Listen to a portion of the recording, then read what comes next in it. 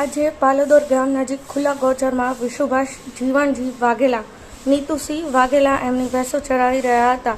તે સમયે તેમને 8 થી 9 ફૂટ લાંબો ભારતીય અજગર જોતા જ તેમને સદભાવના ફાઉન્ડેશન મહેસાણાના મોલેશ દવેને ફોન દ્વારા જાણ કરી.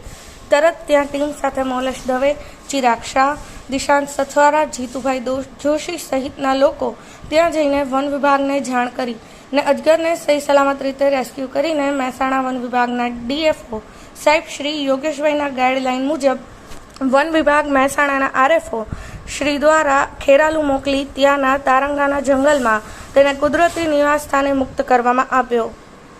કનકસિંહ રાજપૂત, પાટણ ન્યૂઝ 24, મહેસાણા.